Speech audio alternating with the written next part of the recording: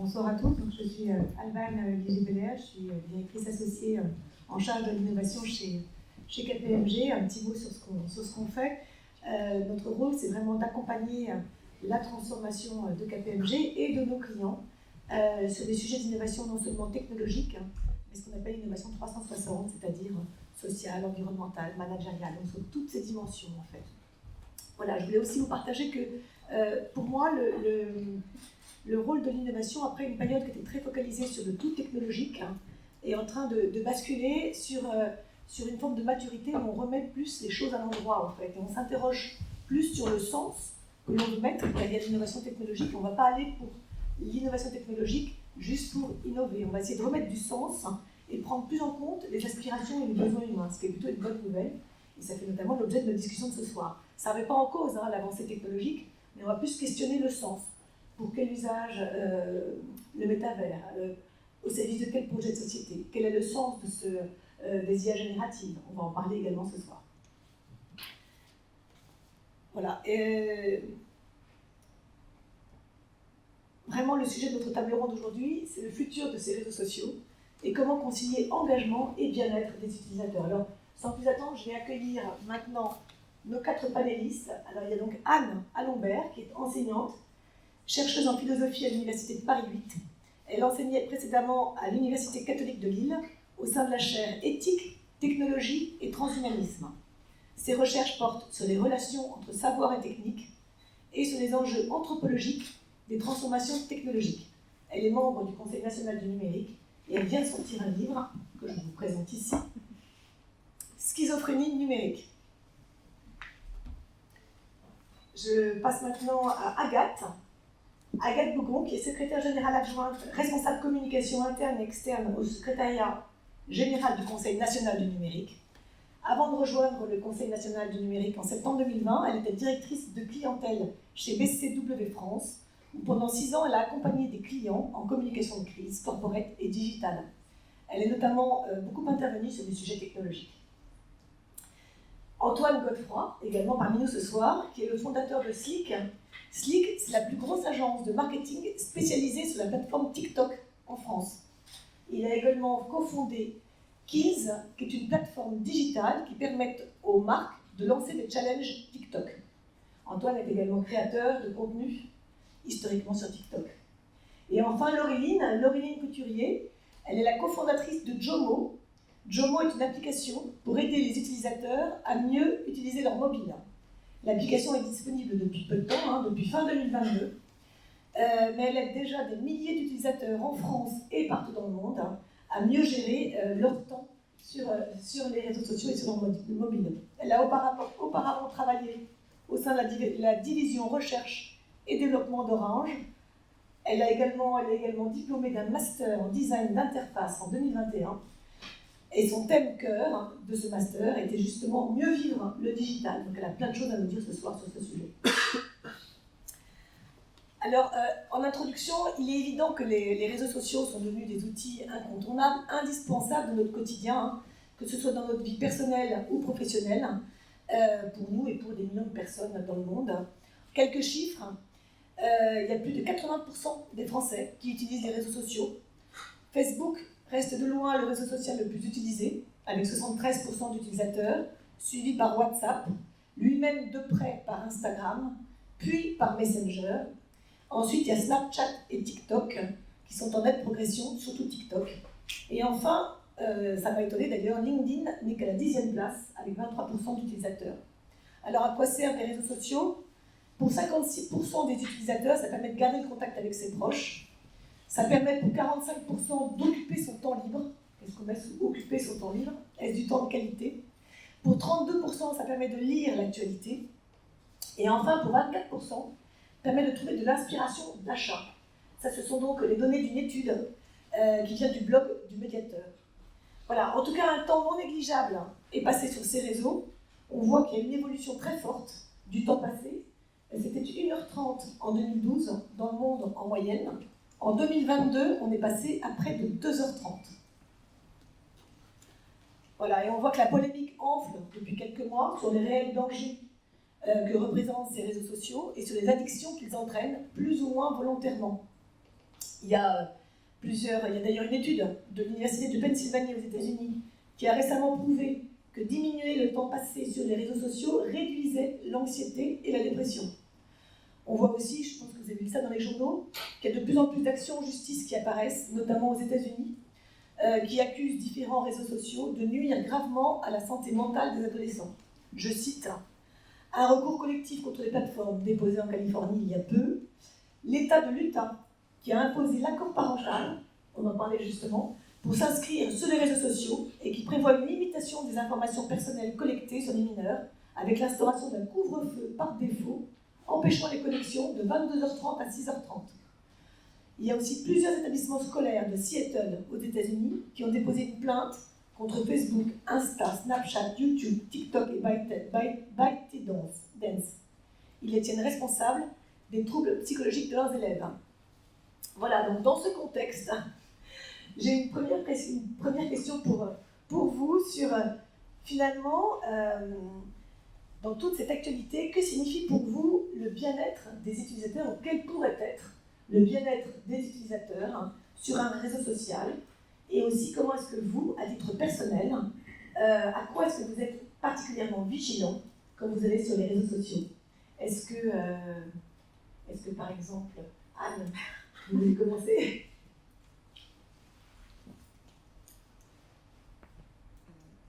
Ça fonctionne? Oui.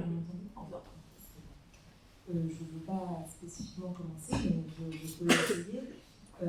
Non, tout ce que vous venez d'évoquer là, ce que ça m'évoque, c'est que ces réseaux sociaux semblent produire, en dépit de tous les services qu'ils nous rendent, puisque évidemment ils nous rendent des services, sinon on ne les utiliserait pas, sinon ils n'existeraient même pas, mais en dépit de tous les services qu'ils nous rendent, ils semblent créer beaucoup de mal-être, voire beaucoup de danger pour la santé, qu'elle soit mentale ou physique, puisqu'on sait que ces troubles psychiques, ces psychopathologies s'accompagnent aussi parfois de pathologies physiques, troubles du sommeil par exemple, troubles de l'alimentation, etc. Donc d'abord ce que m'évoque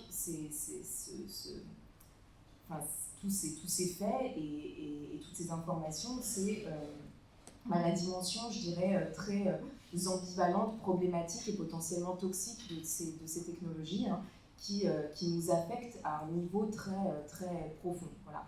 Ce que ça montre aussi, c'est que finalement notre vie mentale, notre vie intérieure, notre vie psychique est conditionnée par les dispositifs technologiques et médiatiques qui nous entourent. Et donc je crois que c'est ça qu'il faut retenir de ces analyses. En tout cas, c'est ce que j'essaye de... j'insiste là-dessus dans ce petit livre qui s'appelle « Schizophrénie numérique », et puis c'est là-dessus qu'on avait aussi beaucoup insisté dans le rapport sur l'économie de l'attention qu'on avait publié avec le Conseil national du numérique. Voilà, donc je crois que c'est d'abord ça qu'il faut retenir. Et le deuxième point, donc à titre personnel, effectivement, moi je suis relativement peu sur les réseaux sociaux, donc je ne pourrais pas témoigner de manière très concrète, mais néanmoins ce que je sais, c'est que le fait de prendre conscience en fait des mécanismes captologiques qui sont mis en œuvre par ces entreprises pour capter notre attention, cibler nos profils et puis manipuler nos comportements, a généré chez moi une grande prudence dans l'utilisation de ces plateformes, et puis je pense une manière un petit peu plus consciente de les utiliser quand c'est possible, en essayant de prendre en compte les mécanismes économiques et technologiques qui sous-tendent en fait ces dispositifs technologiques-là. Bon, j'espère que j'ai un peu répondu à la question. Antoine, c'est vous? Je trouvais ça très intéressant dans votre seconde question, justement, la façon dont comment on peut faire pour surveiller en quelque sorte son bien-être et comment on arrive à mettre des limites. Et moi, en tout cas, je pense une méthode qui fonctionne bien, en tout cas, c'est ce que j'essaye de m'appliquer, c'est de vraiment faire la distinction entre une utilisation qui va être consciente et une utilisation qui va être inconsciente. Et souvent, il y a un peu on allume son téléphone pour utiliser les réseaux sociaux, on est conscient. Et puis il y a un moment où on devient inconscient et on va se reconnecter 30 minutes après. En fait, on aura scrollé sur un réseau social, on aura une utilisation qui n'a pas vraiment de but. et voire ressentir certaines émotions qu'on ne souhaitait pas ressentir parce qu'on est tombé sur telle vidéo ou tel post d'un utilisateur et on n'avait pas envie d'être confronté à ça.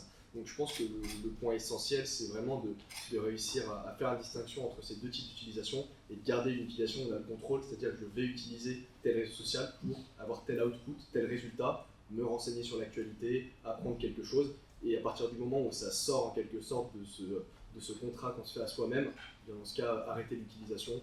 Et ensuite, le deuxième point, c'est tout simplement surveiller en termes de volume d'heures, que ça ne prenne pas trop de temps, et pareil, s'appliquer une discipline. Mais je pense qu'un élément important, c'est le contrôle et la discipline. C'est un point intéressant pour la notion de contrôle et de discipline. Elle nécessite en fait d'être en mesure de se poser la question aussi et de comprendre les outils avec lesquels on évolue. Et du coup, je ne suis pas certaine que ce soit le cas de tout le monde, ou même notre cas à nous quand on est plongé dans un réseau social. Je trouve que les données que vous avez données en introduction, elles sont intéressantes et elles montrent que finalement la panique ou la peur un peu globale qu'on peut partager, elle est liée au fait que les réseaux sociaux, les outils numériques se sont immiscés dans tous les pans de notre vie. On s'en sert pour nous informer, pour échanger avec nos familles, nos amis, pour nos relations intimes. Il y a eu un article dans l'ADN sur les nudes, par exemple, ces derniers temps. C'est hyper intéressant sur la confiance qu'on donne à ces outils-là. Et que du coup, ça nécessite de ne pas les aborder uniquement comme des outils ou comme des faits économiques ou comme des faits techniques, apprendre à coder, par exemple, ce genre de choses, mais vraiment comme un fait social, en considérant justement leur impact sur nous, nos manières d'interagir, nos manières de faire société et in fine la démocratie. Je pense qu'ici tout le monde a en tête toutes les études sur les bulles de filtres, les ingérences, etc. lors des dernières élections. Cet aspect-là, vraiment prendre le numérique et les réseaux sociaux comme un fait social et même un fait social total au sens gaussien du terme, c'est ce à quoi on s'attache au Conseil national du numérique, dont Anne fait partie. On a publié un certain nombre d'ouvrages sur l'économie de l'attention, sur la construction des savoirs. Et merci pour la publicité. Et voilà, vous pouvez télécharger. Et on étudie un peu ça en prenant du recul et en proposant des leviers justement pour rester acteurs de nos usages et nous assurer que justement nos utilisations, parce que c'est pas l'outil en soi qui est problématique, c'est l'usage qu'on en fait, l'usage que des personnes plus ou moins bienveillantes, plus ou moins malveillantes en font, du coup qu'on réussisse à rester acteurs. Pour toujours les mettre au service d'un enrichissement du coup personnel et de la société. Je crois que ça rejoint un des objectifs de la Fondation, comme Joseph le disait en introduction. De manière plus personnelle, je dirais que pour être bien vis-à-vis de ces outils-là, moi j'avais en tête 3 piliers, je ne sais pas si ça parlera à tout le monde, c'est le fait d'avoir le choix, de me dire est-ce que je suis là parce que j'ai pas le choix ou est-ce que je suis dans une utilisation consciente, j'ai choisi la plateforme, je sais ce que je viens y faire, avoir confiance. De la même manière que quand on ouvre un média, on fait confiance dans la capacité du journaliste à nous proposer une offre éditoriale, à partager du contenu qui est plutôt vrai, plutôt faux, plutôt aligné avec ce qu'on pense, ou au contraire, qui va bien nous chatouiller un petit peu.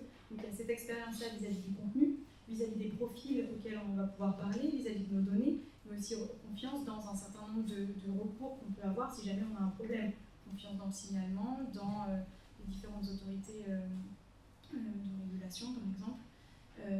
Et enfin, le dernier point, il est, je pense, hyper important, et j'arriverai sur quelque chose de beaucoup plus personnel après, c'est le fait d'être serein vis-à-vis de notre utilisation.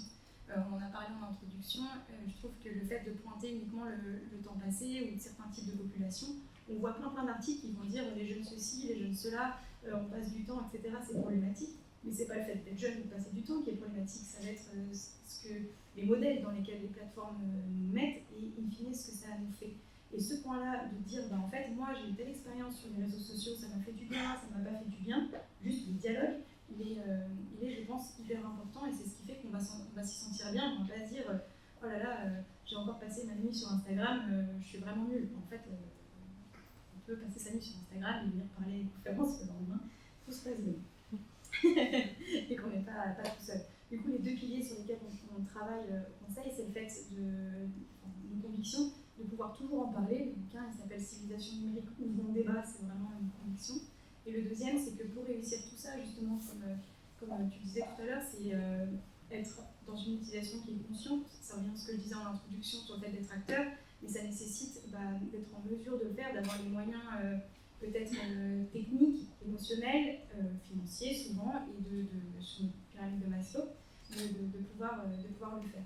Et un exemple personnel pour conclure, moi j'ai eu un bébé il y a 1 an maintenant, et j'ai commencé à cliquer sur Instagram sur des contenus sur quelle activité faire pour que notre enfant soit premier de classe, pour lui faire des petits tableaux, pour jouer tout en récupérant un corps digne de ce nom pour être à la plage, etc. Je me suis retrouvée dans un vortex de l'éducation positive où on poussait des contenus où globalement il fallait être tout le temps avec son bébé, faire plein de choses avec son enfant, etc. Et je me suis rendu compte que ça me faisait pas du bien en fait, ça me stressait, j'arrivais pas à me dire en fait moi j'ai envie d'aller travailler, j'ai pas envie de passer ma journée avec mon gamin. Et c'est en discutant justement, j'en ai parlé avec des copines en me disant mais regarde mon compte Instagram c'est la cata, ça me fait pas du bien du tout. Et leur réponse a été bah enlève. Et ça peut paraître bête, il fallait que je sois aussi en capacité de le recevoir. Là, petit à petit, j'ai commencé à enlever ces comptes-là qui ne me faisaient pas du bien, et je me suis retrouvée avec que des comptes sur. Je suis en Annecy, donc que des comptes sur la montagne, la photo et des gens qui courent. Donc maintenant, je stresse parce que je cours pas assez. Mais en fait, se dire que c'est justement en parlant que j'ai pu me dire bah en fait, c'est pas grave si mon gamin il mange un petit pot. Je reste une bonne maman. Voilà. C'est assez marrant ce que vous dites, parce qu'en fait je me reconnais un petit peu dans vos 3 témoignages. Non, pas du tout, pas sur ce point-là. Mais sur le côté, alors nous on appelle ça l'intentionnalité. C'est le fait de savoir ce qu'on vient chercher sur un réseau social et d'être sûr qu'on va l'obtenir. Chez Jomo, on a un mantra qui est Make your phone work for you, not against you. Enfin, l'idée derrière ça, c'est de faire toujours en sorte que l'on contrôle ce qu'on va faire et non pas l'inverse. On ne devient pas en fait esclave du contenu qu'on va consulter ou bien des outils qu'on va utiliser. Et typiquement, un réseau social, ce n'est ni plus ni moins qu'un outil. Et comme tout outil qui arrive un jour dans notre vie, on a le choix de l'adopter, de le rejeter, mais aussi on a le choix de calibrer son usage. Et de faire que cet usage-là, il soit toujours positif pour nous et qu'il desserve toujours nos objectifs, qu'ils soient personnels, qu'ils soient professionnels. Mais les réseaux sociaux doivent toujours vraiment nous apporter plus que nous leur apportons. Et à titre personnel, c'est assez marrant qu'il y a 1 an aussi, je me rendais compte que j'avais pas forcément la vie parfaite. Je me sentais pas forcément bien dans mon corps, dans ma tête. Et je me suis rendu compte aussi que l'algorithme avait bien compris ça. Et du coup, il allait bien me rappeler tous les jours que j'étais pas assez bien dans ma tête, que j'étais pas assez bien dans mon corps, que ma vie n'était pas celle que j'avais forcément aujourd'hui. Les gens qui partent en vacances, moi c'était pas possible, c'était pas dans mes objectifs à court terme. Et du coup, il y a 1 an, j'ai décidé de mettre cette technique justement de l'intentionnalité, donc du choix conscient. Et je suis passée de 4 heures de temps d'écran, alors ça peut paraître beaucoup ou peu, finalement ça dépend de son temps personnel. Mais je suis partie de ces 4 heures-là et je me suis dit, mais qu'est-ce que tu fais de tout ce temps-là? Et en fait, ce temps-là, il était vraiment néfaste. Donc j'ai mis en place, et c'est comme ça d'ailleurs qu'on a développé notre application Jomo sur cette croyance-là, on va mettre en place un truc tout simple, on va bloquer les réseaux sociaux. Et à chaque fois qu'on voudra les utiliser, on viendra se demander pourquoi je dois l'utiliser, pourquoi est-ce que là vraiment j'ai ce besoin presque irrationnel, parce qu'en fait aujourd'hui on est souvent un peu piloté par une action réflexe. Est-ce qu'on a vraiment toujours conscience qu'on dégaine notre téléphone ou est-ce que c'est lui qui a finalement un peu le contrôle? Et je vais dire combien de temps je vais l'utiliser, je vais me valider. Parce que, comme tu disais justement à juste titre, il y a un moment où ça dérape, où on se retrouve à scroller, et on a perdu le fil, et on se dit qu'est-ce que je venais chercher d'ailleurs, qu'est-ce que je faisais là? Oh, je sais plus. Et ça, je pense que c'était la raison principale de mon mal-être, parce que j'en contrôlais plus justement ce film qui n'en finissait jamais. Et c'était aussi responsable de ce fort temps d'écran qui au final était rempli de trucs qui n'allaient pas pour moi. Donc voilà un petit peu pour moi. Est-ce que je peux rajouter? Oui, bien sûr. Je vais juste rajouter du coup un point, c'est qu'on a tous parlé d'expériences qui sont personnelles et je sais que la conférence elle s'appelle du côté des utilisateurs. Peut-être qu'on aura l'occasion d'y revenir, mais l'utilisateur n'est pas le seul pilier et c'est pas uniquement notre faute si on passe du temps justement sur les plateformes, c'est aussi des modèles économiques et qu'il y a plein de piliers pour agir dessus. Alors justement, propose un peu une discussion en 3 temps après cette introduction. Le premier temps sur l'évolution des réseaux sociaux, un deuxième sur du bon usage de ces réseaux sociaux, et puis pour terminer, parce qu'on en parle beaucoup, quel est l'impact potentiel de ces IA génératives, notamment dans le chat GPT, dont on parle un peu à tous les étages, sur l'avenir de ces réseaux sociaux. Alors, sur la première partie, donc l'évolution des réseaux sociaux, on voit qu'ils ont beaucoup évolué ces dernières années. On parle même du passage de ce qu'on a appelé le social network au social media. Ils sont en effet de plus en plus axés sur les marques et les influenceurs. Hein. Ça rejoint un peu ce que tu disais, Agathe. Les grandes plateformes telles que Facebook, Instagram et Twitter sont de plus en plus envahies par des contenus sponsorisés et des publicités, réduisant ainsi la place pour les interactions personnelles. Alors Antoine, peut-être une question pour toi sur finalement comment fonctionnent à présent les algorithmes de recommandation et de modération de ces réseaux. Je pense que c'est une très bonne question parce que ce qu'on a pu voir, c'est qu'on arrive à utiliser les réseaux sociaux de plus en plus en étant de moins en moins conscient en quelque sorte. Et du coup, c'est intéressant de se poser la question de comment fonctionnent du coup, les algorithmes de recommandation qui nous poussent le contenu. Je pense que c'est assez intéressant d'étudier un peu le modèle depuis la naissance, je dirais, du contenu sur Internet. On a eu le Web 1 qui fonctionnait principalement via des requêtes, c'est-à-dire qu'on allait sur Google, on tapait tel modèle de voiture où aller manger, et l'algorithme de recommandation nous poussait le contenu en fonction de la requête. Donc c'est principalement les moteurs de recherche qui sont apparus, qui sont développés, qu'on connaît tous. Ensuite, il y a eu une deuxième version du web qui était un web social et qui ont vu apparaître justement les social media, les réseaux sociaux. Ici, le contenu, on ne le trouve pas uniquement par requête, mais on le trouve principalement via les connexions qu'on a. C'est-à-dire que je vais être ami, par exemple, avec Simon. Simon va aimer regarder tel type de contenu, et donc parce que je suis ami avec cette personne ou parce que je la suis, je vais regarder et avoir du contenu qui va être poussé sur ma page à moi ou sur mon fil d'actualité. Donc ça, c'est évidemment les Facebook, les Instagram, les Twitter sont sur ces modèles-là. Et donc ça fonctionne sur des réseaux sociaux. Et le troisième modèle, celui qu'on a vu apparaître ces dernières années, c'est un algorithme qui est focus sur le contenu et pas sur les connexions qu'on a. C'est-à-dire que c'est plus un réseau social, mais un réseau de contenu. C'est-à-dire que moi, je vais avoir par exemple sur TikTok ou sur YouTube un profil qui va être par exemple, il aime les voitures, il aime la mode, etc. Et donc l'algorithme, sans même que je le demande, il va me montrer du contenu en rapport avec mes passions, parce qu'en fait, il est capable d'analyser exactement ma personnalité, le type de contenu que j'aime, comment j'interagis sur la plateforme.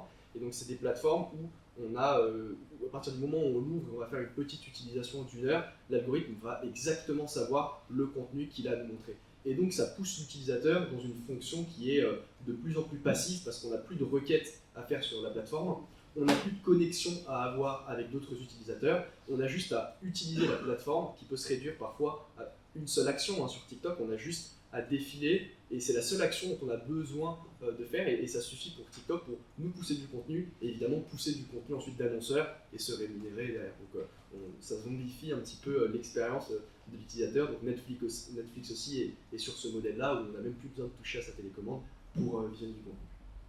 Alors Agathe, le fait que justement l'utilisateur n'ait plus la main à 100% de ses contenus, qu'est-ce que ça implique finalement pour lui?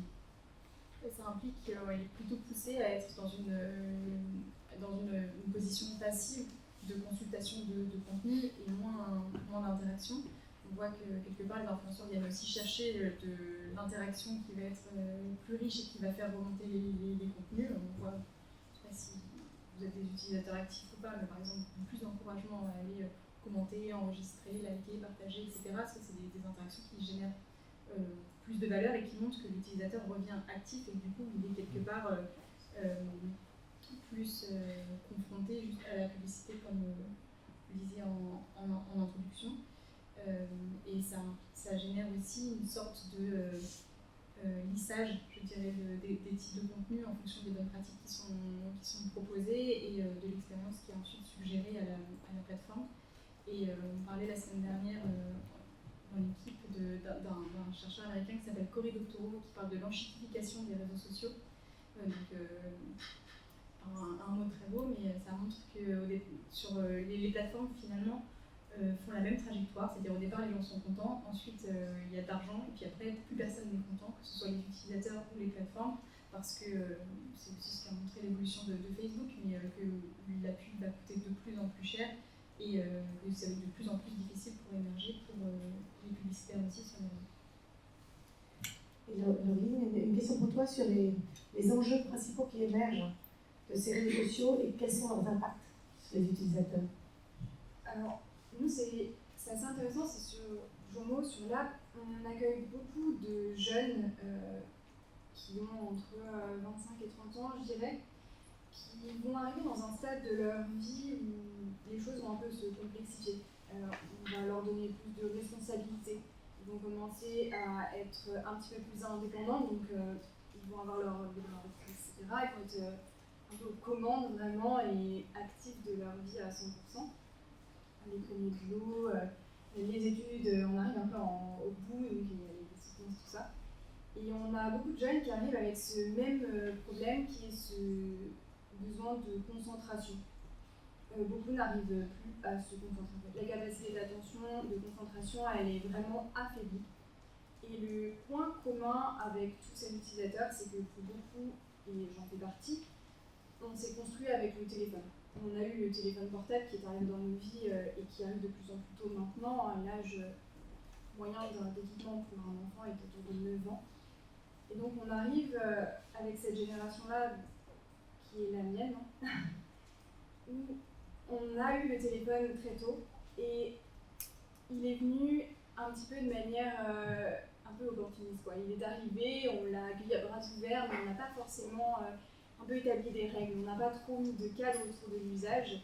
Et du coup, on s'est un peu tous laissés emporter. On avait un ami qui nous disait, mais si, il faut aller sur Facebook, tu vas voir, c'est mortel, on apprend plein de trucs. Et de l'autre côté, c'est, ah, mais t'es pas encore sur Facebook, toi, mais dis donc, tu viens de quelle planète?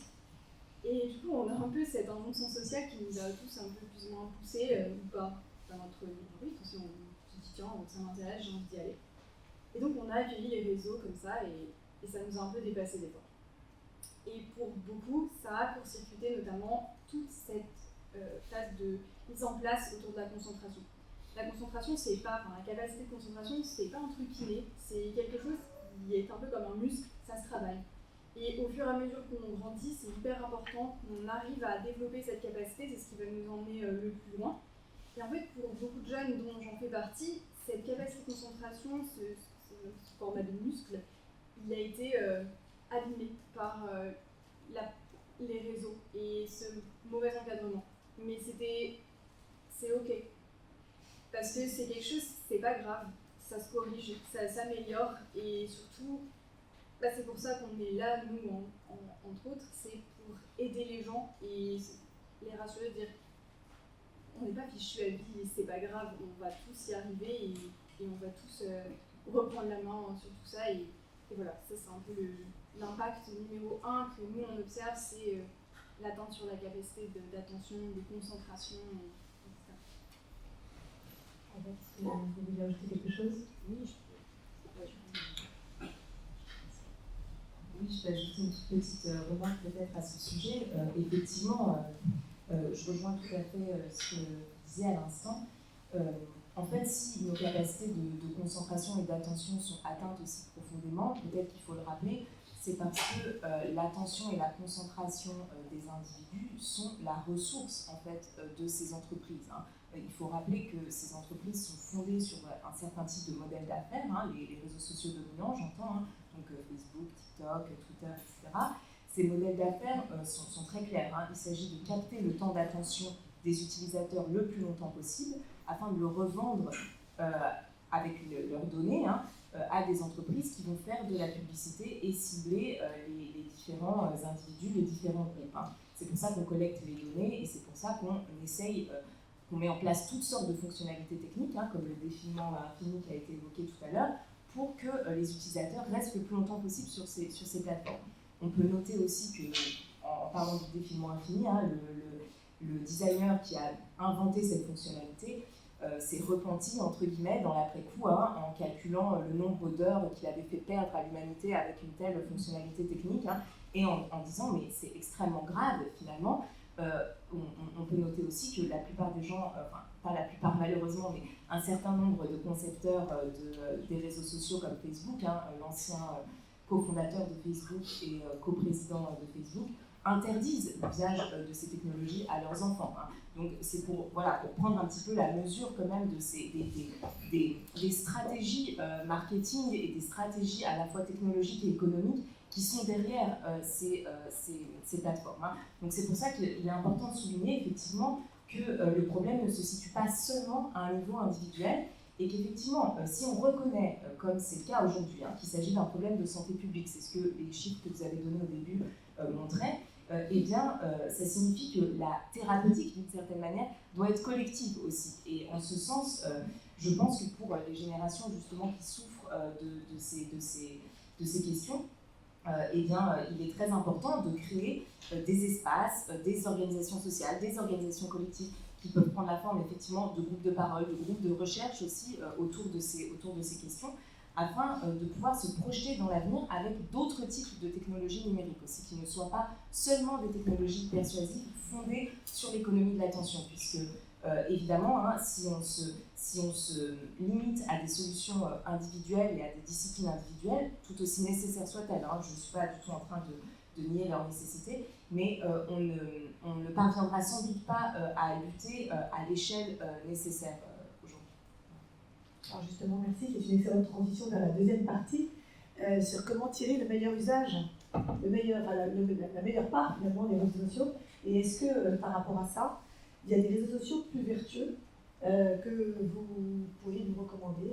Vous évoquiez justement peut-être d'autres réseaux que ces plateformes. Est-ce que vous avez des recommandations en ce sens? Oui. Alors, des recommandations de réseaux sociaux en particulier, j'en ai pas spécifiquement, mais je voudrais pas citer des exemples comme ça, je voudrais essayer de transformer un tout petit peu la question si c'est possible, pour dire qu'il est possible de considérer Wikipédia, par exemple, l'encyclopédie collaborative Wikipédia, comme un réseau social. En fait, ce qu'on appelle réseau social aujourd'hui, c'est un type très particulier de réseau social. C'est une plateforme qui individualise tous les profils, qui collecte les données des utilisateurs et qui met en rapport des individus avec d'autres individus profilés en fonction d'un certain nombre de données et qui leur donne la possibilité de s'exposer à travers des photos, des contenus et de liker ou de suivre certains individus. Donc en fait, qu'est-ce qu'il y a derrière toutes ces fonctionnalités techniques? Il y a de l'exposition de soi et des comportements mimétiques. Finalement, on va se suivre les uns les autres et puis essayer d'accumuler le plus de vues possible. Bon. Mais ça, c'est un type de réseau social. Mais c'est pas la notion même de réseau social, si vous voulez, c'est même pas une notion technologique à la base. Un réseau social, c'est, je sais pas, vos liens avec professionnels, vos liens familiaux, vos liens amicaux, etc. Donc, et par exemple, des forums constituent des types de réseaux sociaux pour le coup, mais non pas basés sur l'individualisation des profils et la quantification des vues, mais sur l'intérêt commun, par exemple, d'un certain nombre de personnes pour tel ou tel projet, telle ou telle passion, etc. Wikipédia constitue une forme de réseau social, puisque vous avez bien différents individus qui se mettent en relation pour construire une page, par exemple, et qui vont délibérer, etc. Donc, en fait, on peut imaginer toutes sortes de réseaux sociaux différents en ce sens-là.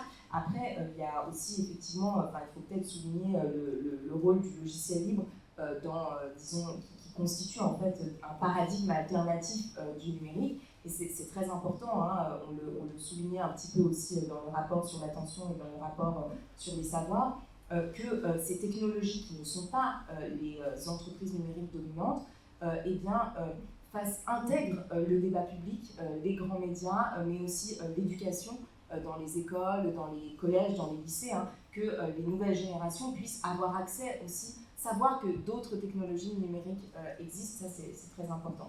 Et peut-être pour finir sur la question que vous aviez posée, une technologie dont j'aimerais peut-être dire juste un mot, qui n'est pas un réseau social à proprement parler, mais qui est un projet, ça s'appelle Tournesol, de recommandation collaborative de contenu. Donc l'idée, c'est de mettre en relation des utilisateurs divers et variés qui vont évaluer les contenus eux-mêmes et qui vont en discuter collectivement, qui vont potentiellement délibérer collectivement pour recommander tel ou tel contenu. Ce qui fait que quand vous allez avoir un contenu qui va vous être recommandé, Il ne vous sera pas recommandé automatiquement sur la base de vos traces passées, si vous voulez, ou il ne vous sera pas recommandé parce que tout le monde l'a vu, voilà, donc de manière mimétique, mais parce que certaines personnes que vous pouvez identifier l'ont recommandé. Et ça, c'est extrêmement intéressant parce que ça peut transformer complètement l'écosystème numérique et le faire fonctionner différemment. Donc je crois qu'il y a beaucoup de technologies alternatives, pas seulement des réseaux sociaux, mais aussi des réseaux sociaux, qui en fait se fondent sur d'autres principes, non pas le calcul des profils et des comportements mimétiques, mais la délibération collective, la réflexion collective, les communautés de pairs, et que c'est là-dessus qu'il faut insister. Laureline, quels sont les outils à disposition pour nous aider justement dans un meilleur usage des réseaux sociaux, et est-ce que c'est simplement une question de réguler le temps d'écran ou d'utilisation, ou est-ce qu'il y a encore autre chose, il y a d'autres portes d'entrée qui sont à notre disposition? Alors, il y a pour moi 3 types d'outils qui sont différents. Aujourd'hui, peu importe le modèle du téléphone qu'on possède, le smartphone, il y a les fonctionnalités natives. Donc ça s'appelle temps d'écran sur iOS et ça s'appelait bien-être numérique plutôt sur Android.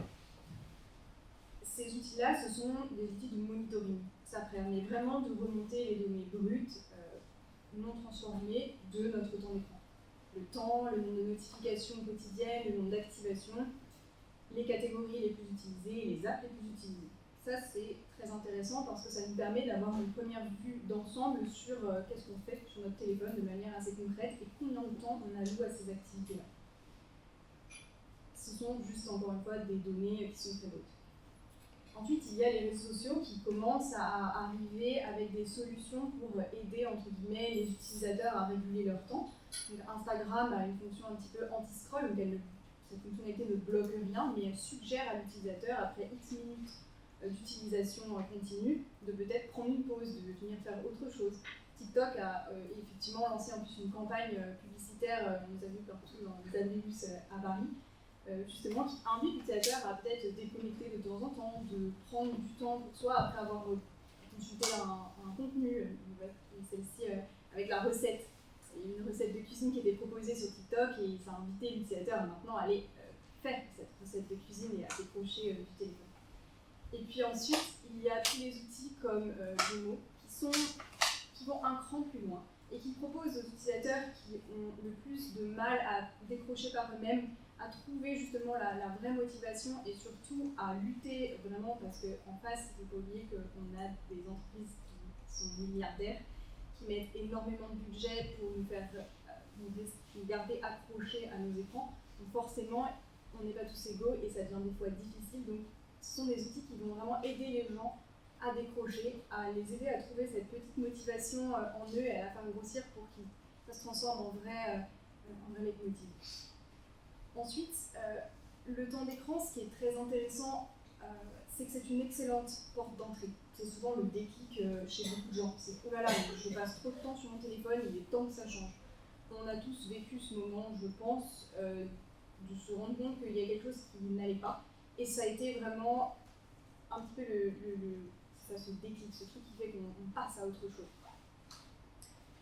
Mais le plus important, au fond, c'est toujours de se demander qu'est-ce que j'ai fait de ce temps-là.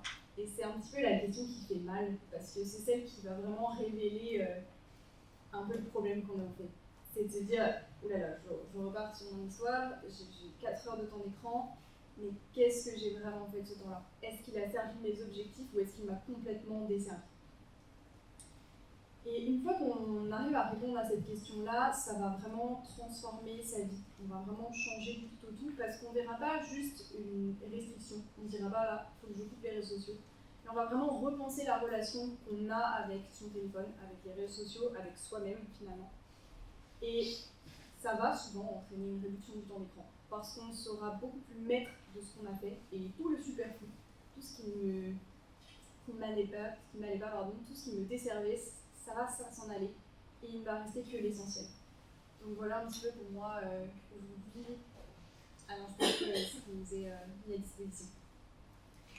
On voit bien, il y a une question qui va de la prise de conscience, un peu là, mais une question aussi d'éducation, et c'est une question peut-être plutôt pour toi Agathe. Comment éduquer davantage les utilisateurs et est-ce que c'est une coalition qui serait le plus à même de porter quelque part ce vaste projet? Est-ce que c'est l'éducation nationale, est-ce que ce sont des ONG, est-ce que ce sont des associations, est-ce que ce sont des entreprises privées, est-ce que c'est un peu tout ce monde-là qui doit se mettre autour de la table? Comment est-ce que tu vois les choses? Sans surprise, je veux dire que c'est un peu tout le monde autour de la table. Anne parlait de ce qu'est un réseau social. Je pense que la solution, elle est aussi dans le fait de faire un réseau social des réseaux sociaux. À la suite de Civilisation numérique, dans le débat, on a tenté une démarche exploratoire pour ouvrir le débat à travers la France. Et on a fait un peu plus de Conseil national du numérique, un peu plus de 50 déplacements à travers toutes les régions. L'idée n'était pas de venir en disant nous, on est CNU, écoutez-nous, on est des sachants, mais vraiment d'aller ouvrir la parole et recueillir ce que les citoyennes et les citoyens qu'on a rencontrés avaient à nous dire. Donc ça a été des échanges très très intéressants avec des médiateurs numériques, des collèges, des lycées, des EHPAD, des colos apprenantes, vraiment très très variés. Et un des derniers dans lesquels moi je me suis rendue, c'était dans le Grand Est. On faisait des débats avec des collégiens et au départ c'est parti de on ne peut pas faire des photos avec les collégiens de face, donc on va faire des photos avec les collégiens de dos et essayer de faire un peu d'interaction parce qu'il n'y a rien qui ressemble plus à une salle avec des gens qu'une autre salle avec des gens. Donc on s'est dit on va les faire voter à main levée et ça fera des super images. Et en fait l'apprentissage était très intéressant derrière. La première question c'était qui trouve qu'il passe trop de temps sur les réseaux sociaux. Donc, nous on avait la main, toute la salle avait la main, je pense que si je faisais, c'était sur le téléphone. Qui trouve qu'il passe trop de temps sur le téléphone, tout le monde avait la main, les profs, les pions, etc. Qui trouve que ses parents passent trop de temps sur le téléphone? Globalement, la majorité avait la main, moi compris. Mon père, c'est le spécialiste de. Je regarde les contenus suggérés dans Discover de Google, je ne comprends pas ce qu'il fait dedans, mais ça a l'air intéressant. Qui en a déjà parlé? Et alors là, il y a eu 2 mains. Ah bon, mais pourquoi? Mais ça va pas, madame, je vais me faire engueuler, etc. Donc là, ça nous a permis de tirer le fil et de dire, en fait, pourquoi vous en parlez pas? Et si vous trouvez que vos parents passent trop de temps, peut-être qu'eux, ils trouvent que vous passez trop de temps, et la relation, elle ne peut pas être que dans un sens.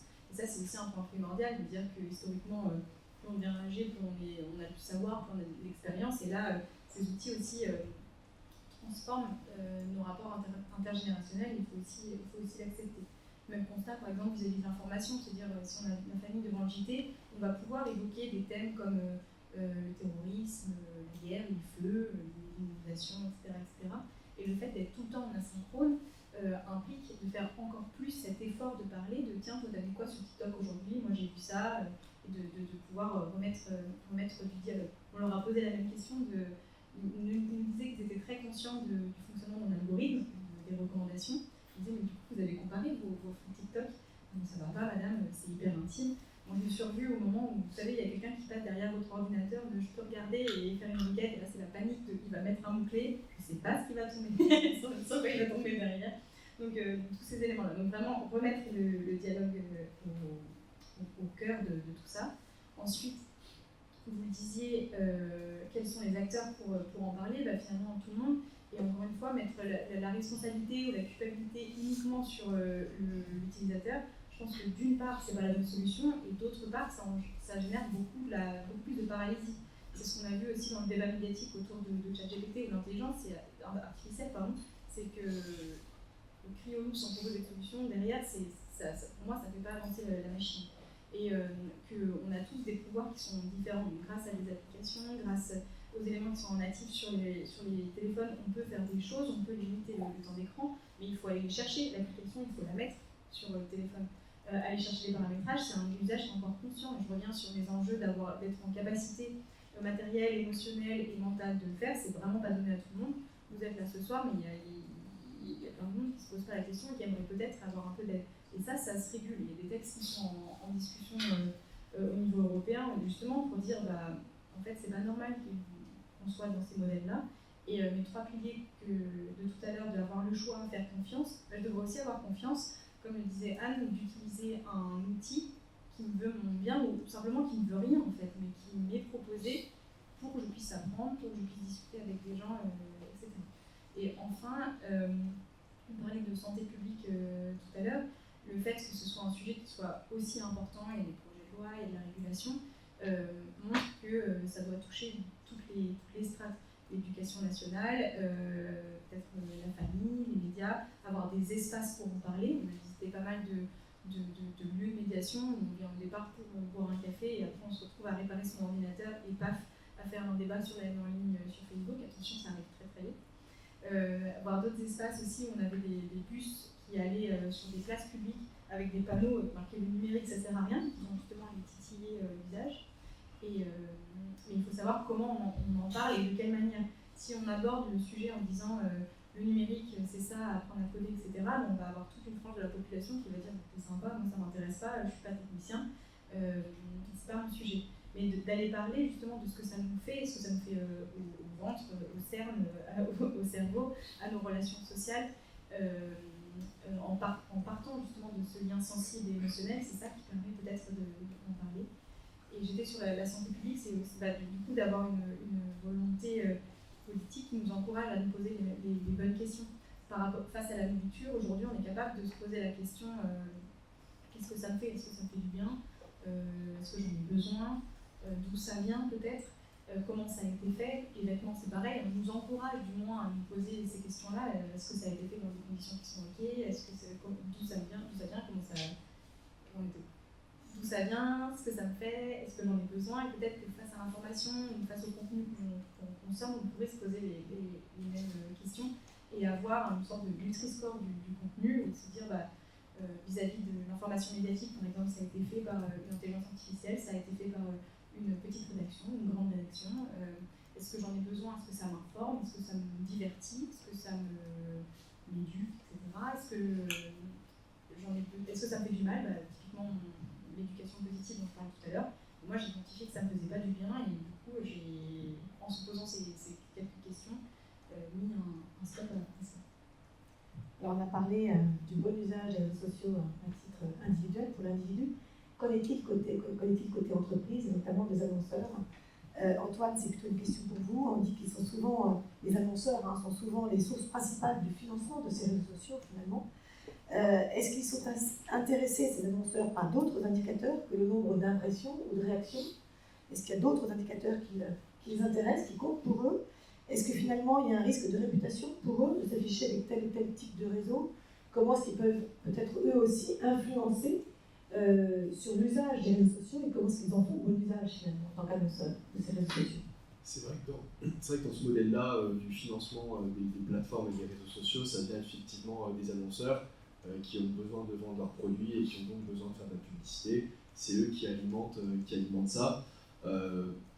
En tout cas, moi, de ce que j'ai vu que j'échange principalement avec des directeurs marketing, j'ai pas eu l'impression que le sujet du bien-être utilisateur soit réellement dans la classification de leurs problématiques et de leurs enjeux. C'est plutôt ok, j'ai tel budget, il faut que j'atteigne tel objectif de vente. Voilà, c'est comme ça que fonctionnent souvent les directeurs marketing. Alors évidemment, ils ont des enjeux RSE, mais c'est souvent des entités un peu séparées, c'est un peu siloté, ce qui fait qu'au niveau des services qui vont s'occuper de faire de l'achat média ou de réfléchir aux campagnes de pub, ils ne sont pas forcément très sensibilisés à ça. En revanche, le sujet de la réputation de la marque, là par contre, c'est quelque chose qui les intéresse. C'est-à-dire que est-ce qu'en effet, aller sur telle plateforme va donner une mauvaise image à la marque, auquel cas il ne faudrait pas le faire. Et ils ne le font pas en se disant tiens, c'est pas bien pour le bien des utilisateurs. Il faut vraiment se dire en termes de ça va avoir une mauvaise image parce qu'à la télé tout le monde dit que TikTok c'est pas bien, puis 2 semaines après tout le monde va dire que TikTok c'est bien et donc on va pouvoir mettre tout notre budget. Donc il y a un certain décalage avec la réalité du bien-être des utilisateurs et c'est vrai que concernant par exemple TikTok, il y a eu ces sujets-là parce qu'il y a pas mal de sujets de régulation qui sont en cours. Donc il y a quelques semaines, on nous disait bon bah là on bloque, on attend de voir, et puis vu qu'on n'entend plus trop parler avec la réforme des retraites, etc. Là je crois qu'ils sont en train de relancer les budgets, donc voilà, c'est un peu comme ça, j'ai l'impression, je pense que c'est pas dans toutes les boîtes, mais c'est plutôt le ressenti qu'il y a sur le marché. Et au niveau des indicateurs qu'ils vont utiliser pour mesurer la performance, il y a évidemment les indicateurs classiques qui vont être la portée d'une campagne, combien en termes d'audience on a touché et quel type d'audience on a touché, les jeunes, les moins jeunes, etc., les hommes, les femmes. Et on a aussi d'autres indicateurs qui sont là propres au digital et qui vont être justement l'engagement est-ce que les gens ont commenté la campagne de pub, est-ce que les gens ont mis un j'aime sur le contenu, et puis on peut même aller encore plus loin, est-ce que les gens ont acheté le produit après avoir vu la pub, et si oui, combien de pourcents des gens qui ont vu la pub ont acheté, et si on voit qu'on a suffisamment de personnes qui ont acheté, c'est-à-dire qu'on est rentable sur l'opération, donc on peut mettre 2 fois plus de budget et développer ça. Donc il y a vraiment ce truc où à l'heure actuelle, les annonceurs peuvent se dire je rentre 1000 € sur Facebook et je sais que ces 1000 € vont me générer 3000 € de vente. Et donc si le lendemain je mets 2000, et bien dans ce cas je génère 6000. Donc il y a vraiment ce côté jackpot qui fait que même côté annonceur c'est frénétique en fait. Alors puisqu'on est côté annonceur, et on basculons sur la troisième partie, est-ce que les annonceurs et les créateurs de contenu utilisent déjà à grande échelle ces nouveaux outils que sont donc les IA génératives, donc ChatGPT, Midjourney et autres? Est-ce qu'on peut dire que ces outils se démocratisent, leur usage se démocratise vis-à-vis des entreprises dans la création de contenu ou pas encore? Nous, c'est vrai que on est pas mal rattaché à la communauté un peu des créateurs de contenu. Donc il y a les créateurs de contenu qui sont sur YouTube, sur TikTok, mais il y a aussi les créateurs de contenu sur LinkedIn. De plus en plus d'entrepreneurs, ou même pas forcément d'entrepreneurs, créent du contenu sur LinkedIn. Et c'est vrai que les sujets des IA génératives fait couler beaucoup d'encre. Je pense que d'un point de vue de leur application concrète, il n'y a pas forcément de use case qui est utilisable à l'échelle d'une entreprise, où on peut se dire voilà, ChatGPT dans tel workflow, dans tel cas d'usage, peut augmenter le chiffre d'affaires d'une entreprise ou la productivité de ses salariés. Mais il y a pas mal de pistes qui sont ouvertes, et ce qu'on voit en tout cas, c'est que beaucoup de créateurs de contenu justement créent du contenu sur ce sujet, développent des formations, développent une expertise sur le sujet. Donc je pense que c'est très early. Moi, ça me fait beaucoup penser à cette période des crypto-monnaies, où justement le Bitcoin a tenu des cours folles, où tout le monde s'autoproclamait expert en crypto-monnaie, où tout le monde lançait des formations, faisait des cours dans les universités, etc. Moi, j'ai l'impression de revoir ça sur ces IA-là. C'est clair que ça a beaucoup de valeur, mais c'est très early, en tout cas, de ce que je peux voir. Et je pense que, comme toute innovation technologique, on aura des résultats tangibles au bout peut-être d'1 an, 2 ans, 3 ans, peut-être plus de temps. Et on le voit au final à l'heure actuelle, les crypto-monnaies, plus personne ne va en parler, c'est peut-être plus à la mode, ou c'est peut-être un sujet qui est plus complexe que ce dont tout le monde parlait. Donc voilà ce qu'on peut voir un peu sur ces IA-là. Alors, pour continuer sur l'impact de ces IA génératives, comment est-ce que, selon vous, vont évoluer les définitions de vérité et de réalité avec le nombre exponentiel de contenus qui sont produits par ces nouveaux modèles d'IA? Peut-être que Laureline, vous pouvez, tu peux commencer, sachant qu'en fait il y a, on le sait bien, des biais aussi bien en amont sur ce qui est notamment la qualité de la donnée en elle-même, et puis ensuite même en aval sur l'information qui est produite au final par ces IA génératives. Comme dit Antoine, c'est un peu early, c'est très tôt pour se prononcer et puis pour un peu. Je suis très mal placée pour prédire l'avenir. Mais je sais pas, après c'est vraiment à titre personnel. Je me dis qu'aujourd'hui les IA, ça va surtout faire en sorte d'aller dans notre sens, dans le sens qu'on a envie d'aller, et c'est un peu déjà le cas. Le prompt, il est totalement dépendant de moi. Je fais dire à ChatGPT ce que j'ai envie d'entendre et non pas trop l'inverse. Juste peut-être pour préciser, le prompt, c'est le brief que l'on donne à ChatGPT pour ensuite le faire parler. Oui, c'est ça. Donc ça, concernant ces IA génératives, donc que ce soit Midjourney pour vous donner l'image qu'on a envie d'obtenir, et il y en a eu beaucoup pendant la réforme des retraites. Voilà, on a tous vu le président qui était au milieu de la manifestation, et donc c'est vrai que quand on sort les images de ce contexte et qu'on les prend de manière assez furtive sur Twitter par exemple, dans un scroll, et on s'arrête, on se dit mais qu'est-ce que c'est? Et en fait, c'est assez intéressant, c'est qu'il y a eu beaucoup de bruit en fait, parce que je pense qu'il y avait un message derrière, et ça va peut-être de plus en plus le cas. On va vouloir faire dire aux images ce qu'on a envie. Il y avait déjà le photoshopage, etc. Bon, c'est pas nouveau, c'est un petit peu un cran au-dessus, parce que là, on va commencer à effectivement se demander à quel moment c'est vrai, comment je peux savoir que c'est vrai.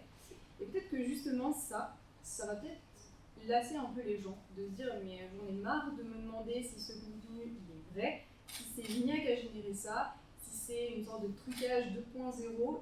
Et donc je me demande à ce moment-là si est-ce que les gens vont pas tout simplement un peu déserter la place et se dire bon, je vais aller vers quelque chose de plus sain, quelque chose où on aura fact-checké tout ça, on aura dit non mais ça par exemple ce contenu-là c'est pareil, on se dit c'est trop bien, ChatGPT il va pouvoir écrire tous mes contenus à ma place. Mais il y a un moment où je pense que le monde il va se ressembler, où tout le monde va finir par dire un peu la même chose, et donc il y aura peut-être, je sais pas, une sorte de GPT free. On se dira non, mais ce contenu-là il a été écrit par un humain, et pour un humain. Et c'est ça aussi qui est intéressant, je passe au coup du coq à l'âne, mais ce qui est super intéressant c'est de se dire que l'humain il aime l'humain en fait, et qu'au fond de nous, je pense qu'il y a un moment où on va dire non, mais je préfère quand même ce qui a été produit par un humain. Tout ce qui est genre art créatif, etc. Je digresse un peu, mais tout ce qui est un peu art créatif, on aime bien. Le handmade, on y revient. Et du coup, c'est un peu remettre l'humain au centre et se dire, bon, bah, la surindustrialisation, c'est juste comme ça. Peut-être qu'on est un petit peu influent, on aime bien ce contact-là. Donc peut-être que ça va aussi se passer, je sais pas, sur les réseaux. Ce côté, on va rechercher le handmade et puis ce contenu où on sait qu'on a confiance. On sait que ça c'est sûr. Pour nous en tout cas, et voilà, c'est un peu ma vision des choses sur ces outils-là. Parce que comme tu dis, à juste titre, c'est hyper early stage, donc il faut que ça fasse ses preuves, je pense. Anne, Agathe, vous partagez cette vision?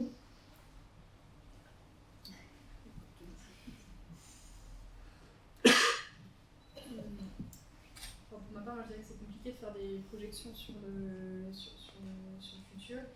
Je dirais simplement que ce qui est impressionnant avec ChatGPT et Midjourney, c'est l'explosion du nombre d'utilisateurs, le fait que ce soit accessible en public, mais ce sont des technologies qui existent depuis longtemps, qui sont soutenues par la recherche, sur lesquelles il faut continuer de faire la recherche, et elles ne sortent pas de nulle part. Ce sont sûrement les premières étapes accessibles à tout le monde sur ce type de technologie. On peut envisager plein de choses sur la voix, etc.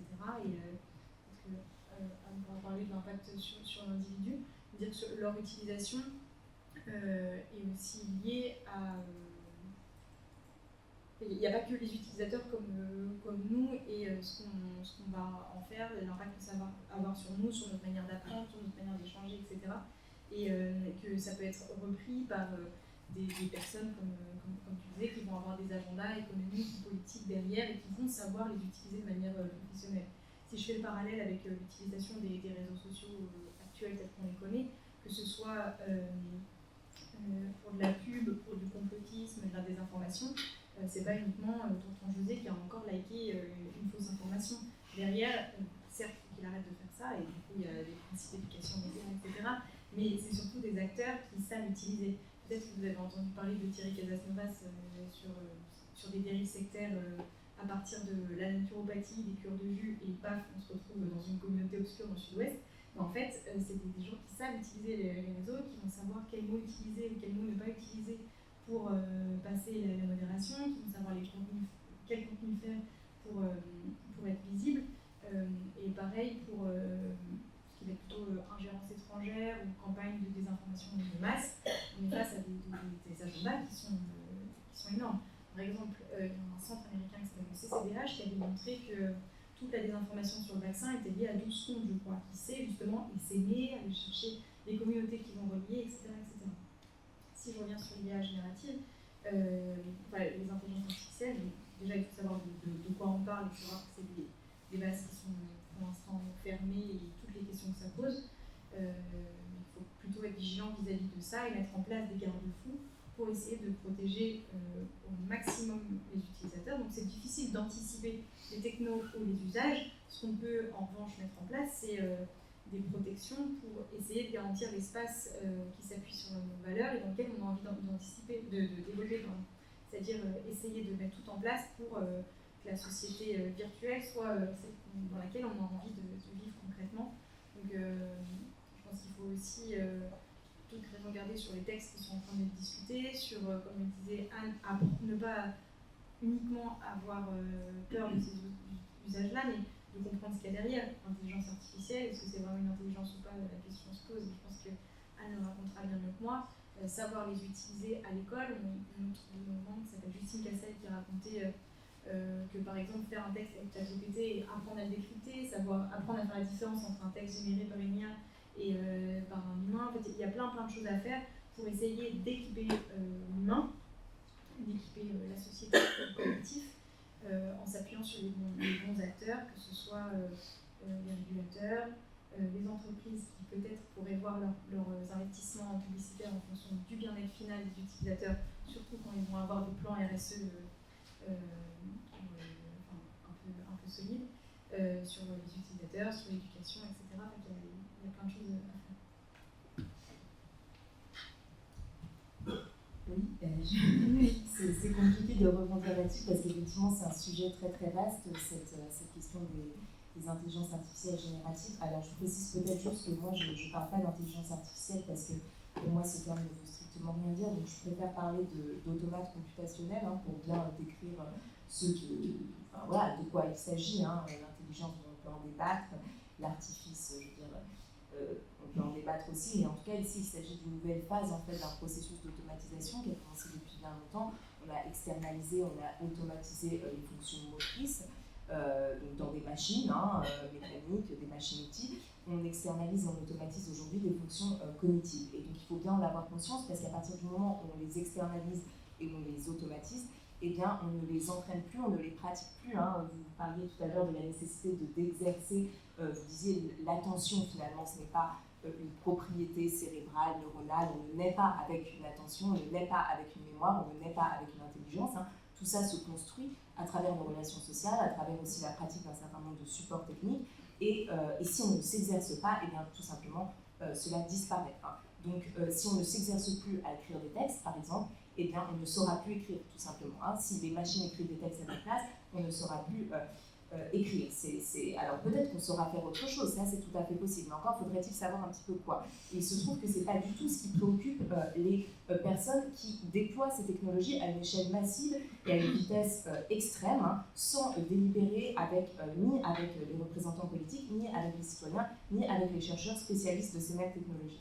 D'ailleurs, c'est intéressant de remarquer que, pour recouper avec ce que je disais tout à l'heure sur Facebook et ce type de réseaux sociaux, j'ai appris récemment qu'un des inventeurs, ou du moins concepteurs de l'apprentissage automatique, donc du machine learning et du deep learning qui sont à la base des modèles de langage et de l'agent conversationnel ChatGPT, qui travaillait chez Google, a démissionné, vous avez entendu ça, en disant qu'il voulait finalement retrouver sa liberté, entre guillemets, on pourrait... pour critiquer potentiellement ces inventions. Mais donc on a le même scénario à chaque fois. Moi je m'étais dit, quand j'ai vu ChatGPT arriver, je me suis dit, bon, dans 5 ans, on va avoir les repentis des modèles de langage artificiel. Et en fait, non, ça a mis 5 mois, parce qu'aujourd'hui tout va beaucoup plus vite, donc c'est pas la peine d'attendre, on sait déjà que c'est très dangereux. Voilà. Donc je pense que là, il y a quand même une grosse question qui se pose sur la question sur l'enjeu, si vous voulez, qui est d'automatiser ces facultés d'invention, d'écriture, qui sont en fait finalement les facultés de pensée. Donc ça c'est la première chose, je ne développe pas. Mais la deuxième chose très importante, qui était votre question à la base, ça je reboucle un tout petit peu là-dessus, c'est effectivement le rapport à la vérité, le rapport à l'information. Et je crois que là il y a un enjeu fondamental pour les démocraties à venir, pour les sociétés qui se disent démocratiques, en tout cas, je ne sais pas si elles le sont, mais en tout cas qui prétendent, qui ont des prétentions à la démocratie et au débat public.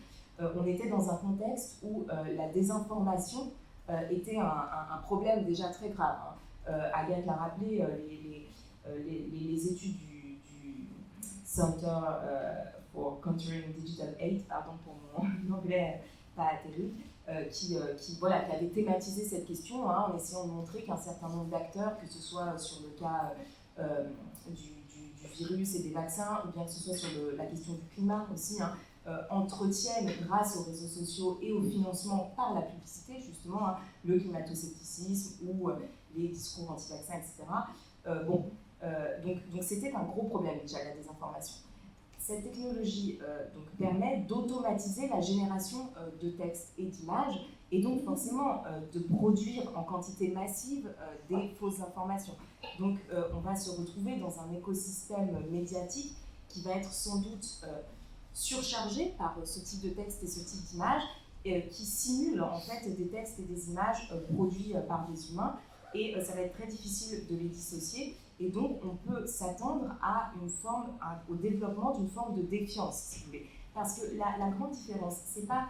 la falsification était évidemment déjà possible auparavant. La falsification, de toute façon, est possible dès la photographie, si vous voulez. Dès qu'on a la possibilité d'avoir une image, disons, analogique, donc une image objective qui semble vous représenter l'objet saisi sans passer par une interprétation humaine. C'est ce qui différencie la photographie de la peinture, par exemple. Dans le cas de la peinture, vous avez l'interprétation du peintre, donc vous ne pouvez pas falsifier une peinture, vous falsifiez le peintre, l'auteur de la peinture, mais vous ne falsifiez pas l'objet. Vous voyez ce que je veux dire? Alors que dans la photographie, comme l'image est objective, c'est pour ça on parle d'objectif photographique, c'est parce qu'on peut capter objectivement une image, et donc on peut falsifier cette image parce qu'elle semble vous montrer l'objet lui-même sans l'interprétation du sujet. Bon, je ne sais pas si vous me suivez, mais peu importe. En tout cas, la falsification des images était déjà possible auparavant. Mais, si vous voulez, ce n'était pas la norme. Alors que maintenant, ça va devenir la norme, d'une certaine manière. Donc on ne pourra plus croire ce que nous voyons. Et c'est ça la grande différence. On ne pourra plus croire ce que nous lisons, on ne pourra plus croire ce que nous voyons parce que ces images et ces textes ne seront pas certifiés. Donc le risque, c'est qu'il y ait une défiance généralisée qui se développe très rapidement. Alors ensuite, on peut réfléchir à des moyens, et il y en a sans doute, de transformer cette défiance généralisée en une nouvelle forme d'esprit critique. Parce qu'à partir du moment où vous ne croyez plus ce que vous voyez ou ce que vous lisez, précisément, ça peut vous engager à devenir encore plus critique. Mais à ce moment-là, ce sont de nouvelles questions qui s'ouvrent, et notamment des questions pour l'éducation, des questions politiques aussi, et qui impliquent en fait de faire vraiment, de faire la lumière sur les mécanismes technologiques qui sont derrière la production de textes et d'images, et de ne pas entretenir de confusion en parlant d'intelligence artificielle, de machines conscientes, d'agents conversationnels, c'est-à-dire en anthropomorphisant les machines, parce que ça c'est très dangereux. Il faut bien se rappeler que ce sont des automates qui fonctionnent selon un certain nombre d'algorithmes, un certain nombre de fonctions mathématiques, et c'est à ces fonctions-là qu'il faut que nous soyons éduqués, entre guillemets, si nous voulons comprendre un petit peu ce qui se passe. Voilà, il y a 1000 enjeux qui se posent avec ces nouvelles machines, mais je m'arrête là, j'espère que c'était clair. Merci beaucoup. L'échange pourrait durer encore longtemps. Je vois Joseph qui insiste pour qu'on passe la parole, du moins le micro à la salle pour vos questions. Donc,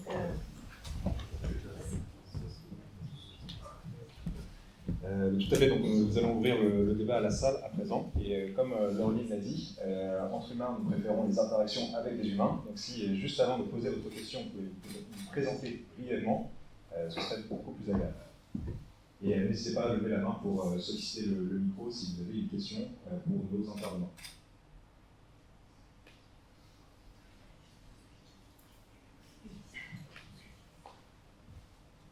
Bonsoir, je m'appelle Leila Khalif.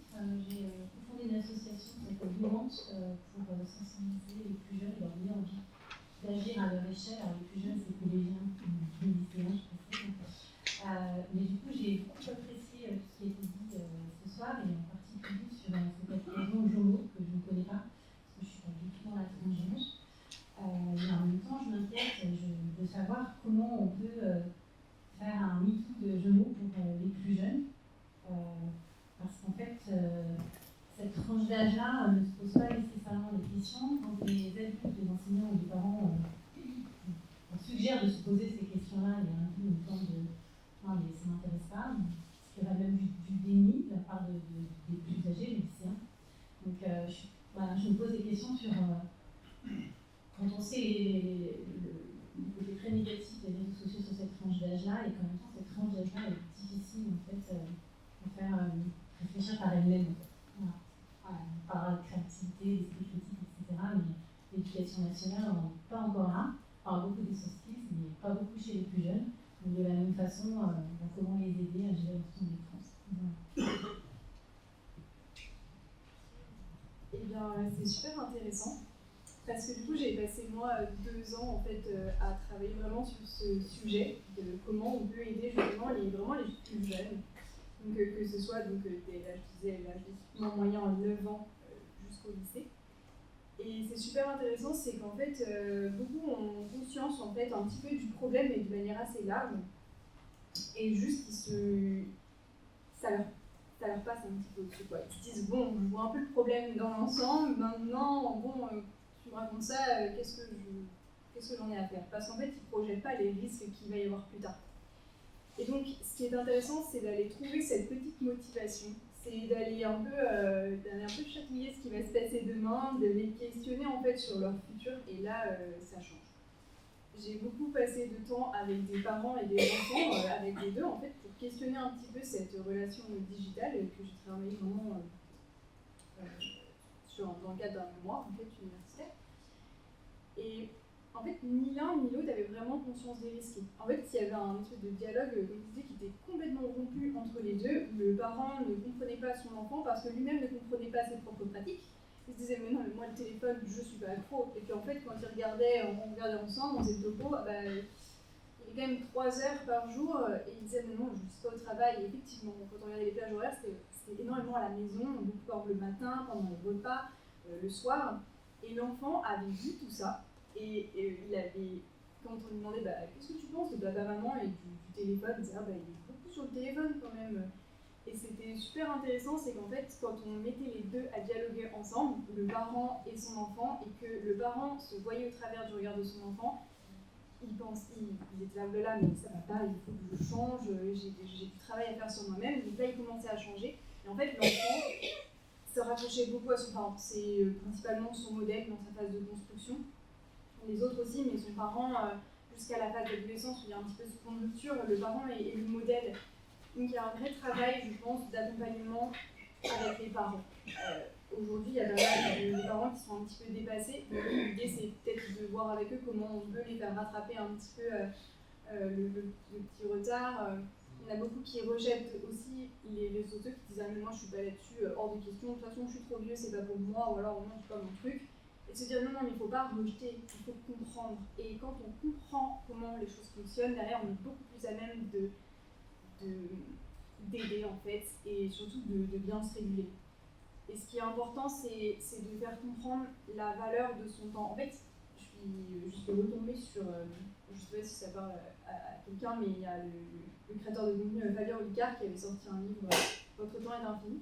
Et dedans, c'est hyper intéressant, il introduit son livre par un petit exercice, il parle en fait d'un petit jeu de loterie. Il dit si demain je vous donne 1440 €, pas 1 euro de plus, et vous devez les dépenser, vous n'avez pas le droit de les économiser, qu'est-ce que vous feriez avec? Donc là, ça invite à la réflexion de dire bah oui, on commence à imaginer sa vie, ce qu'on pourrait faire, ce qu'on ne peut pas faire. Et en fait, à la fin, je vous invite à lire le livre qui est très intéressant. Il explique que ces 1440 € en fait ne sont pas des euros mais des minutes. Et oui, en fait, tous les jours on dispose de 1440 minutes, pas une de plus. Et à nous de bien les utiliser. Et quand on mentalise ça, on dit ah oui, j'ai 1440 minutes, c'est pas énorme en fait. Et c'est de se poser 5 minutes dans ces 1440 minutes et de se dire est-ce que là je suis pas en train de griller mes cartouches et est-ce que je les utilise bien?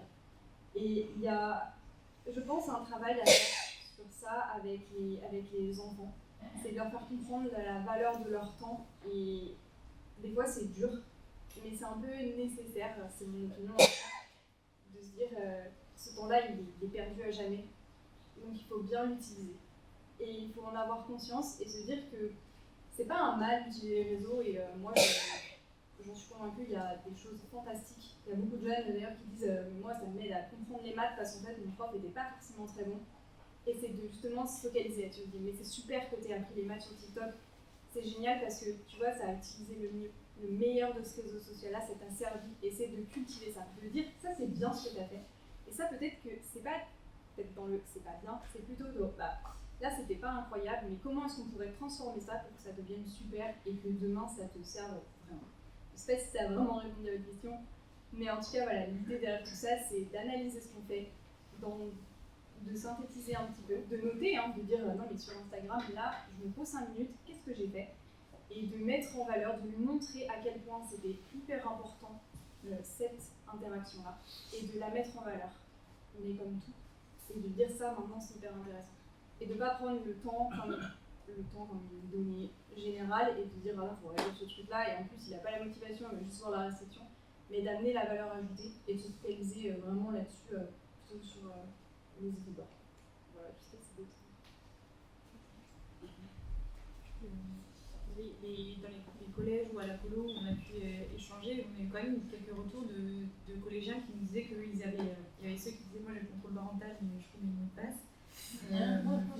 Ceux qui disaient qu'ils avaient paramétré eux-mêmes leur parental, il y avait quand même la moitié, sinon la majorité qui était assez consciente, je trouvais, des usages et de ce qui pouvait être mis en place.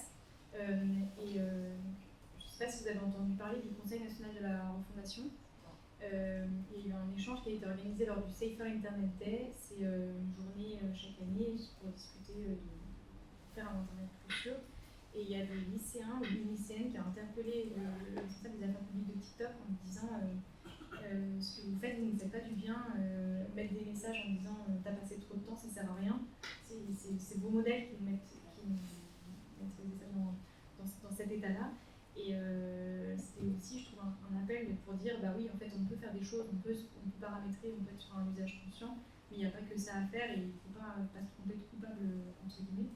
Donc, le point sur le fait qu'il y a des choses formidables, c'est important et ça implique aussi, de l'autre côté, peut-être de soutenir ces créateurs de contenu-là qui vont faire d'autres types de contenus, parce qu'aujourd'hui, c'est des situations qui sont aussi hyper précaires, valoriser aussi les apprentissages qu'on fait dans les jeux vidéo, où ça a été très décrié pendant longtemps, mais finalement, aujourd'hui, il y a beaucoup de recherches qui reviennent sur le fait que ça permet d'interagir, de co-construire, de tuer des zombies, ce qui est utile aussi.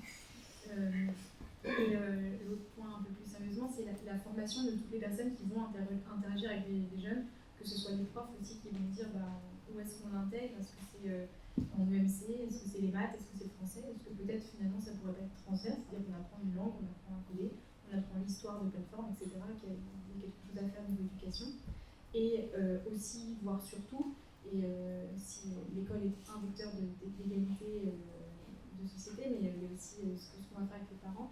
Le souligner, c'est des profs qui nous ont aussi beaucoup dit en fait, les parents qui viennent aux réunions parents-profs pour vous sensibiliser, c'est toujours les mêmes, comment on va les toucher.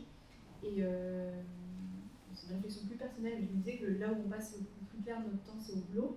Là où on va aller échanger avec, à la machine à café, moi, mon gamin, il passe tant de temps sur mon fils a 1 an, je le répète, il est la voix très très douée, il est pas mais j'imagine du coup que les discussions qu'on peut avoir avec d'autres collègues, c'est moi mon gamin il fait ça, le tien il fait quoi, comment tu gères ça, etc. C'est à la machine à café, c'est dans ces moments où on est un peu captif aussi en tant qu'adulte, et peut-être qu'on parlait de la responsabilité des annonceurs, mais intégrer au-delà des annonceurs, mais dans la vie de l'entreprise, ces discussions-là, et de pouvoir ne pas être uniquement sur les usages outils numériques au travail, mais finalement le reste, ça peut être aussi une piste de discussion.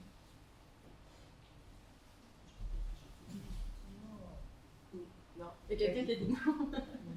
Non, parce que peut-être il faut laisser la parole à la scène. Je m'appelle Lisa Giscard, je suis fondatrice du futur réseau social Grand Line TV. C'est un réseau social francophone de diffusion vidéo en direct coopératif. Déjà, merci beaucoup pour vos interventions, c'était super intéressant et j'ai beaucoup appris.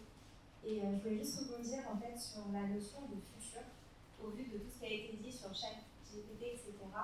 Quel sera le futur des réseaux sociaux? Est-ce qu'on peut s'attendre à une modification des réseaux sociaux, autant dans l'utilisation, donc au niveau des utilisateurs, que dans la plateforme elle-même en fait?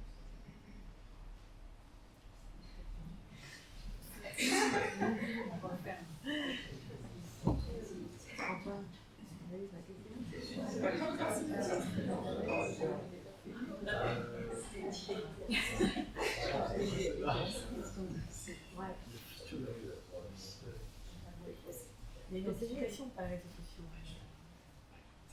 On est en train de réfléchir à comment répondre.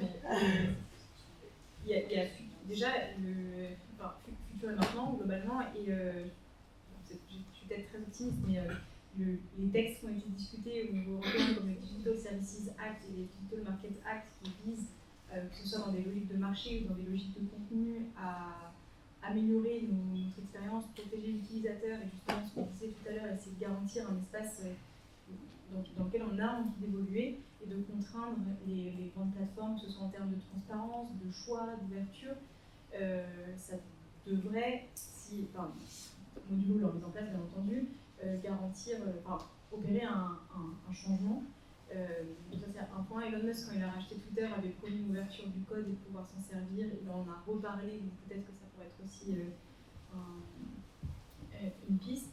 Et enfin, on n'a pas parlé d'immersif, mais en termes d'expérience, c'est aussi des choses qui seraient intéressantes, mais qui nourrissent quelque part que de reproduire, si on ne met pas encore les garde-fous d'un point de vue publicitaire notamment, ou donner ce qui sera su de nous, des biais qui existent déjà aujourd'hui. J'ai peut-être un sujet un petit peu sur le modèle, et, enfin, pour avoir un autre angle, mais je pense qu'il y a un sujet qui est assez... les réseaux sociaux, ils sont toujours développés sur le fait qu'ils se financent et ils obtiennent du revenu via l'attention des utilisateurs. Peut-être qu'en fait, c'est le modèle qui est problématique. En fait, peut-être qu'en restant sur ce type de modèle où on fait du chiffre sur l'attention des gens et du coup le fait à chercher qu'in fine les utilisateurs doivent passer le plus de temps, peut-être qu'en fait c'est ce modèle-là qu'il faut repenser, et donc que ce modèle-là en fait est stérile si on veut atteindre justement des réseaux sociaux qui garantissent le bien-être des utilisateurs et qui soient et qui puissent évoluer dans le bon sens avec ce qu'on veut de l'humanité. Donc peut-être je pense que c'est aussi le modèle qu'il faut revoir, et dans l'histoire il y a eu plein de modèles économiques qui ont été néfastes, et avec le recul on sait que c'était vraiment une mauvaise idée, et pourtant des sociétés entières, des économies entières se sont basées dessus. Donc peut-être qu'il y a un sujet économique qu'on peut mettre au cœur du sujet et voilà, aborder.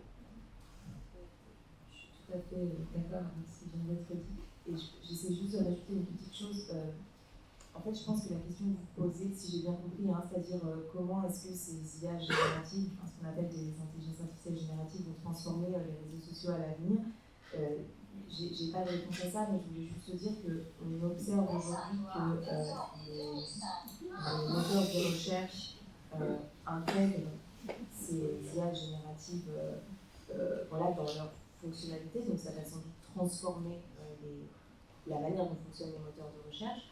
Peut-être qu'on ne pourra plus chercher des informations comme on fait aujourd'hui sur un moteur de recherche en ayant accès à différentes sources, etc. Mais qu'on aura des réponses immédiates à nos requêtes.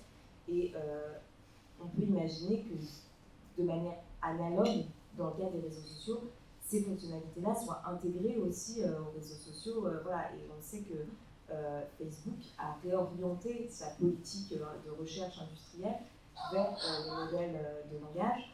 Après avoir fait toute une communication autour du métavers, etc. Donc il y a quelque chose d'intéressant là. Moi je pense effectivement qu'il va y avoir des gros changements, mais après je suis incapable effectivement de les prédire véritablement. Mais il y a un enjeu à mon avis qui est d'imaginer des réseaux sociaux qui soient vraiment sociaux, pour le coup, et qui du coup laissent place justement à la délibération, à l'interprétation humaine, à la constitution de groupes de pairs et de groupes d'amateurs, et non pas seulement au calcul automatisé, au calcul probabiliste, au calcul statistique qui sont au fondement de ces intelligences artificielles. On va prendre une dernière question.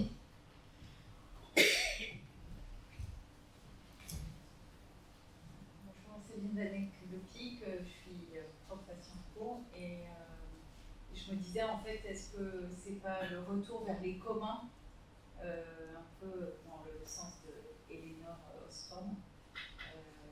En fait, je pense que le Web3, le numérique, a une opportunité réelle de retourner vers les communs et le partage, un peu ce que vous dites, et pas le calcul.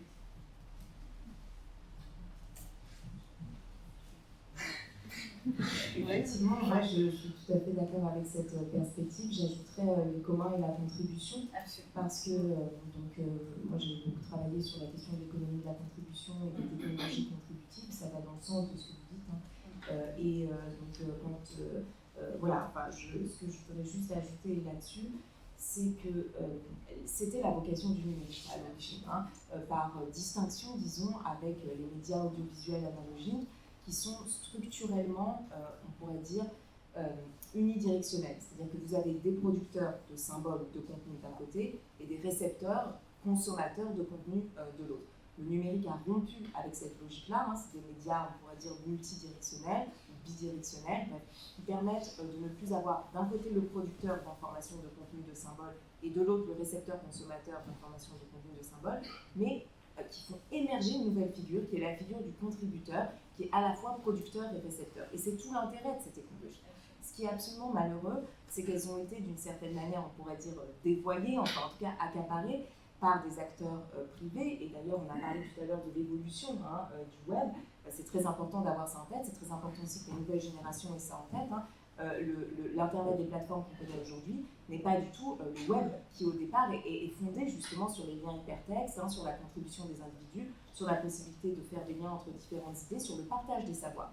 Et donc, le point qui est très important, c'est de voir qu'au niveau de la conception même de ces technologies et des modèles économiques qui les sous-tendent, eh bien, on a deux paradigmes différents qui s'ouvrent. D'un côté, l'économie des données, la captation, l'extraction de valeur à partir des données des individus, leur revente à des annonceurs, la publicité et l'enrichissement d'un certain nombre d'acteurs privés. Et de l'autre côté, on a le partage des savoirs, les supports numériques comme support d'intelligence collective, comme support de délibération collective, c'est le cas par exemple de Wikipédia, qui produisent à la fin quoi? Un commun, c'est-à-dire quelque chose qui a une valeur inestimable et qui, pour cette raison-là, ne peut pas être marchandisé.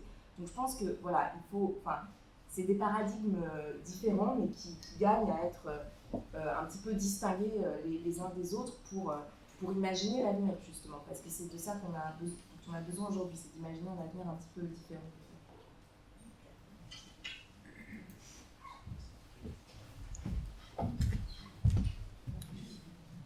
Merci à tous, le débat était passionnant, on pourrait continuer encore longtemps, il y a beaucoup de questions encore en suspens, mais je pense qu'il est l'heure de conclure, donc merci à tous, et puis je propose qu'on applaudisse notre panel.